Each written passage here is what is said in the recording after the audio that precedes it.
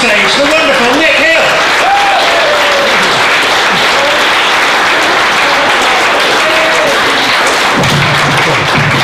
Every time. Evening, we all right? This is nice because I've travelled up from Gloucester. Yeah, and I'm going to get home and my wife's going to say, what was the gig like? It's like probably the poshest gig I've ever done. Got young Sophie studying ancient history, Henry trying to fly planes, and Cyril the vet. I've got to be honest, we didn't know these things exist in Gloucester. And she's going to say, how posh was the gig? And I said I could only judge it by the number of gilets in the room. And fleeces from Crew clothing. I think this table over here have got a discount at Crew. Is that what's gone on? And it's nice, we've got how you've sort of spread yourself out. It was lovely watching you come in. It's like nobody wants to sit down the front. And I'm sorry, but the idiots at the back, if you think you're safe there, just think again. But it's nice how you've spread out. You've got the youngsters over here. Two, we've got Sophie. And then we've got this massive unit of a young lad here. How old were you? We didn't... 18. 18. And is this your mum and dad? No, we're a throuple. And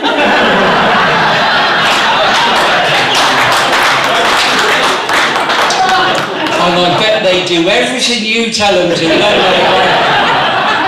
Because let's face it, if he messes about, you're not going to argue with him now, are you? Just how big, how tall are you now? About 6'2". 6'2". And did you play rugby? I used to. And you're 18 and you've stopped playing? Yeah, I got too fat and couldn't be bothered. You lazy little shit. Get a grip, mate. But it's nice, you've got the youngsters over here. And I think as youngsters, what you can take from tonight is just have a look around, have a look at the people in the interval, and just think, if you don't work hard enough now, this is your fucking life for the rest of us. That's what's going to happen there. But it is, though, it's lovely being here. And I like being like one of the opening acts on, because I sort of feel it's like a sort of a blind date situation, isn't it? You know, both of us, you're sort of anticipating, you've been at home, getting yourself ready, preening yourself, well, some of you have, anticipating what the first act's going to be like, and I've been at home thinking exactly the same. And I know at this moment in time, there'll be people in this room that'll be judging me thinking, oh, he's quite little, ginger, looks quite old, could do with losing a few pounds, and that's fine, because I'm looking at you thinking exactly the same. Absolutely exactly the same. But it is nice being here in Didmarton, and I know a lot of acts will say, oh, it's nice to be here.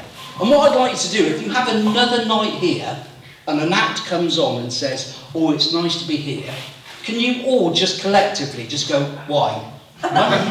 Just ask them. Because it'll put most acts into panic. They won't know. And they'll probably come out with the stock answer, which is, oh, I've got kids, so it's nice to be anywhere, right? If they say that, they are not a nice person, and what I'd advise you do is don't clap them at the end of their set, right? Just sit there in silence, and they'll be mortified, right? Absolutely mortified. I can't understand why I'm not liked on the circuit, but it's just, just one of those things. But it is nice to be in Didmarton, a village of 377 residents. Yeah, you see? Martin going back to Roman times, meaning a boundary town. Pubs in the village dating back to the 1700s. A village of relatively low crime, apart from July this year in St Ariel's Road, where criminal damage was reported. One crime in the whole year. And of course you've got your own newspaper, the Diddy. What a brilliant publication that is, celebrating 50 years this year. Started as a one-page publication, and now it runs to 36 glorious pages. featuring news and events of every other fucking village apart from Didmarton.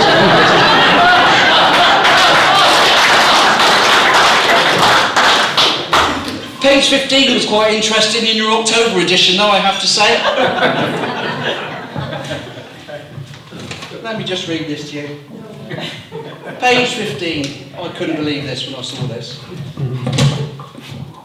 I used to know that, and this is stuff we forgot from school, simplified. Figuratively, literally.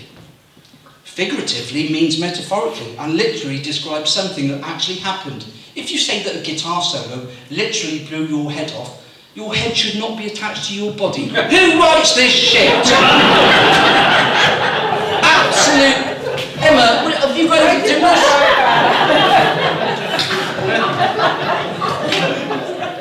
And at the bottom of the page, and I can't ever remember doing this at school, Sophie, you might remember this, but I doubt it. At the bottom of the page, the era of Charles III. What is King Charles' reigns called? King Charles III's reign is known as the Carolean era. The reigns of Charles I from 1625 to 1649 and Charles II from 1600 to 1685 were also named the Carolean era. The name originates from the Latin name for Charles Carolus. I'm guessing that week must have been a fucking slow news. That's what's happened there, isn't it?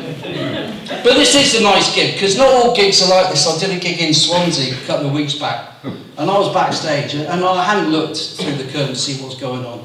And I think the MC had overdosed a little bit on Live at the Apollo. Because what I heard backstage was, ladies and gentlemen, I want you to go wild, I want you to stamp your hands, clap your feet, whoop, holler, raise the roof as we welcome to say the fantastic Nick Hill. And I came through the curtain and there were 4 people sat there. Oh, for God's sake. The first 3, there was a grandmother, the son, the mother. The son was going in the army, and both his grandmum and his mum, they were upset about that. So I thought, I can't talk to them. So I moved on to the guy, sat on his own in the second chair. I said, what's your name then, mate? He said, oh, my name's Roger Moore. I thought, oh, fantastic. Comedy gold here. I said, so what's your story? He said, I've got to be honest, I don't know. I've got mental health issues.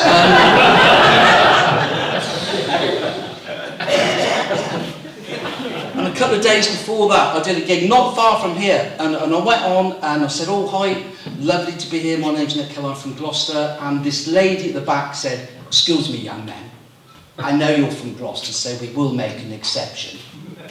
I know it's spelt Ashton Keynes, Keynes, but here in the village, we prefer to pronounce it Keynes. Is that okay? It's absolutely fine by me. Got to be honest, it does make you sound like a bit of a pretentious cant. I said, no, although that is spelt C-A-N-T, I prefer to pronounce it, and I was ushered off stage at that point. But it was, to be fair, it was fairly good advice, because the following week I was doing a gig in Leclerc. That's Letchlade for people that don't do your best, try and keep up. But I must admit, I'd probably had my best year in comedy in 2023, because I went to the Leicester Comedy Festival. I'd entered a competition called the Silver Standard, which was basically aimed at acts over 55. Backstage, I've got to be honest, it was like God's waiting room for comedians. One act, just before he was going to go on, he was in a chair, slumped, his eyes closed. We were looking at him. We didn't know if he was asleep or dead. And somebody said, do you think we should wake him up? No, let him sleep, because it'll increase our chances. And I went on, did 5 minutes, and I won it, basically, to cut a long story short. So I'm on the phone to my wife. I said, you'll never guess, after 4 years of trying, I've only gone and won. And she's like, oh, that's brilliant, that's fantastic. What have you won? Because obviously, she's from Mumbai. I said, I've won a trophy. She's, right. Anything else? No, just a trophy. All right, we'll have a chat when you're home. So I get home a couple of hours later and I'm showing her this trophy. She said, oh, that's lovely, but I'll ask you again, was there anything else? I said, no, just this trophy. Right. I've been on their website. Oh, shit, have you? What about the £500 cash prize for the winner they're advertising?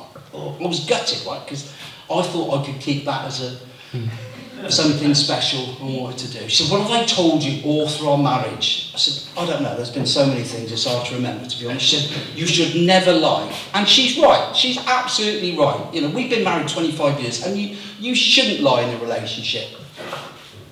She went on a cruise last April and she phoned me up on the Wednesday.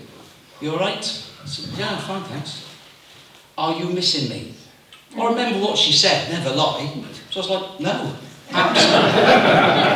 absolutely not. She started clutching at straws. I bet the dog's missing me. He wasn't. He was loving life. Right? He was sleeping on my bed. I was feeding from the table. We were down the pub every night.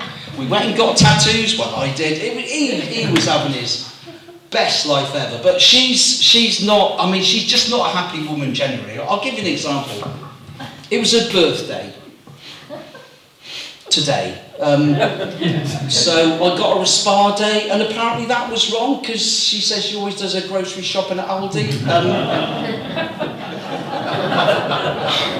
We did dry January this year, still drank, just no sex, and we celebrated Valentine's Day, and I did the romantic thing. I phoned the florist. I said I'd like to order some flowers for my wife. She said, would you like a card? I said, yes, please.